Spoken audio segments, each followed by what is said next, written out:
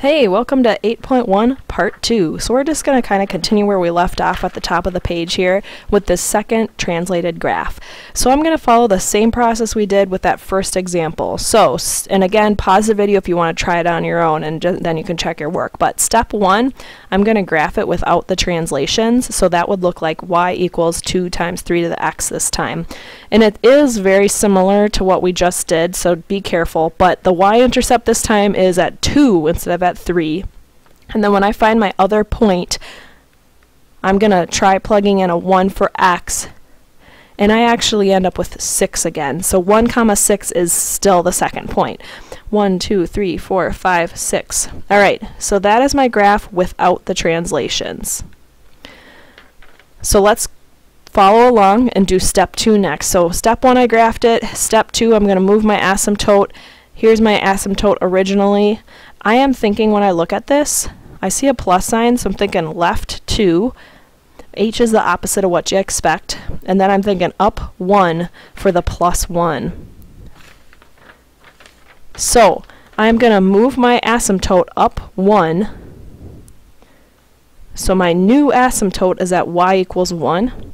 And then I'm going to move each of my points left 2, up 1. So left 1, 2, up 1, left 1, 2, up 1. And I've had my asymptote drawn in there as a guide so I know how far down the graph in the y area to put my little tail. So here's my answer. And for the domain and range, I am still thinking all real numbers for the domain. And the reason it's all real numbers, again, is because if I made the world's largest graph, my domain is telling me what x values would be used for the world's largest graph. So if I could do this to infinity, it's eventually going to cover all of the x values this way and all of the x values that way. That's why it's all real numbers. But for the range, it can never go below the asymptote. So the range is going to be y is greater than 1 because my asymptote's at 1 this time. All right, so that's graphing. Pause and finish that graph if you need to. Next, we're going to move on to the exponential growth formula and some interest formulas, which we're going to use with some real-world problems here. So let me tell you that a lot of situations you come across aren't as easy as y equals a times b to the x, and also we don't know what to put in for b. So I have a slightly expanded version of the y equals a times b to the x that we're going to use for an exponential growth situation, and here it is. It's y equals a, and then in parentheses a 1 plus r, and then outside of the parentheses the exponent is a t. And so a was the y-intercept, and if I made a graph it would still be the y-intercept, but for a real-world situation, that a is going to be the starting value, and that makes sense. It's kind of like the start of the graph. The r is going to be our growth factor, and this part in here is like b. Well, actually, you know what? I take it back. R is not the growth factor. This entire parentheses is the growth factor. So the whole parentheses is called the growth factor. R specifically is just the percent increase as a decimal. So let's write that down. So R is actually the percent increase as a decimal.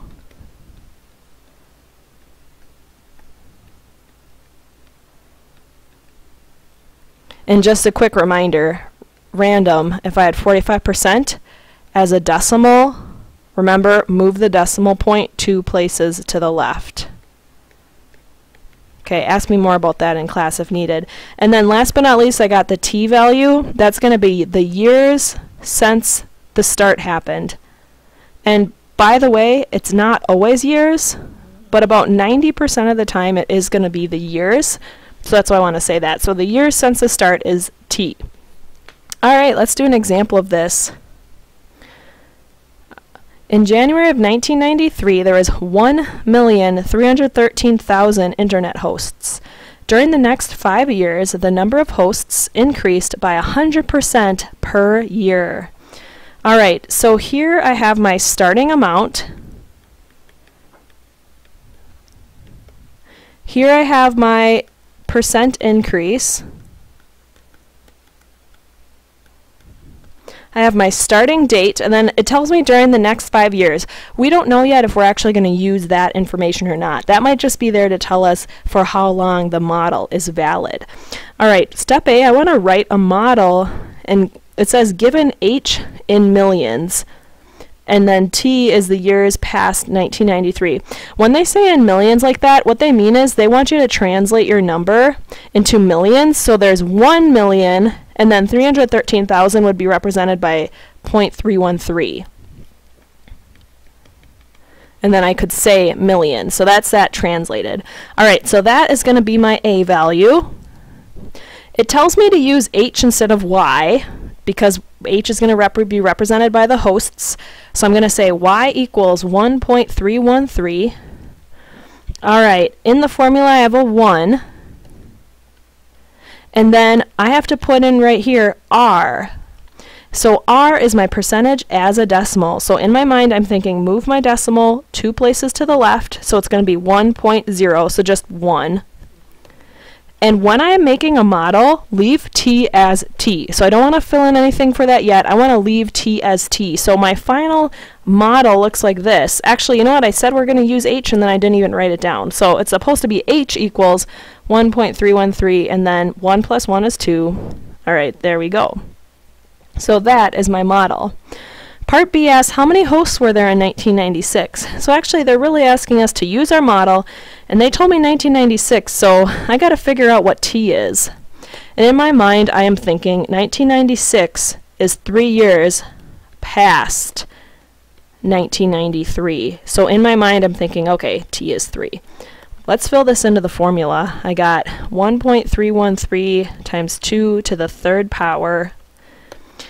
When you're doing an exponential equation like this, according to order of operations, exponents always comes first. So if I'm going to do this by hand, I would do 2 cubed first, which is 8, then multiply them. If you're using a graphing calculator, most of them can do that without a problem.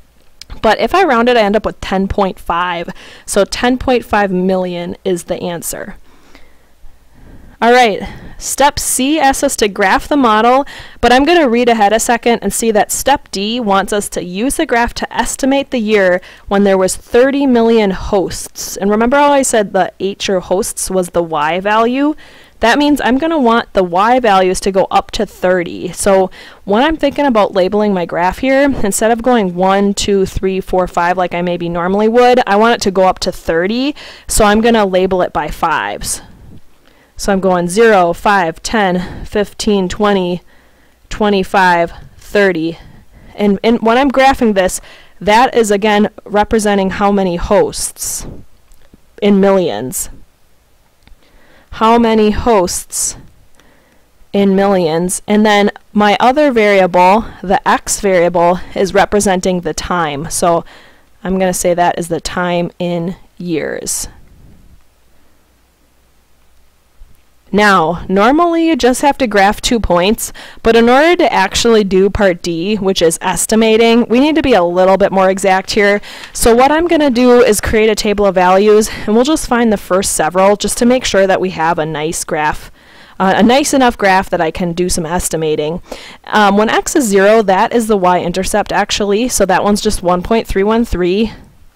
And go ahead and fill in the rest every time I'm just plugging in these other values for X, and I'm assuming you guys kind of know how to do that, so I'm just going to skip ahead and give you the answers.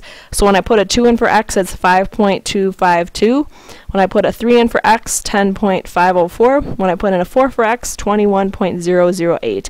And I'm going to just do my best to graph that. And so 0, 1.313, 1, 2.626, 2, 5.252, 3, 10.504. Again, just do your best. Okay, 4, 21.008. There's my model. And see how we can get a much more exact model because we used more points. All right. And now I can do part, oh, and one thing I should say, this is a real-world situation.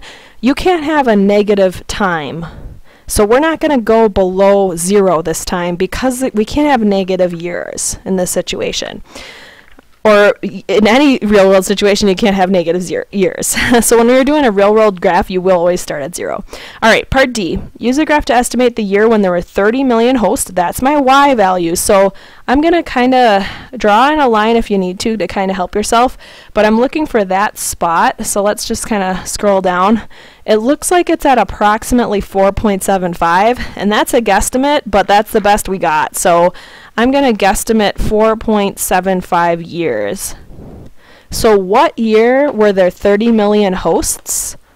Well, I started in 1993, so this is about 1997, but almost to 1998. So maybe it's like September of 1997 or something like that, but that answer is sufficient. The last thing we're going to do for section 8.1 is do a similar type of problem, only now instead of just a regular exponential growth formula, we have translated it to represent compound interest.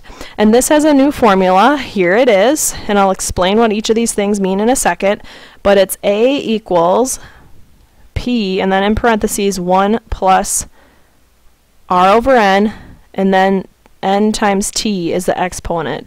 So P and then in parentheses 1 plus R over N times T is the exponent.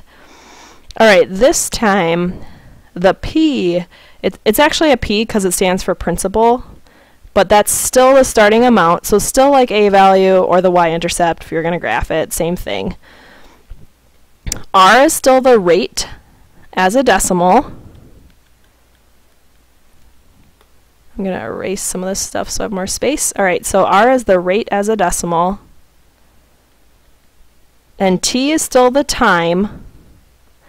And in this situation, it's not always years, but also I'll just say time right now. And then we got this new variable, N. N is how many times interest is compounded per year.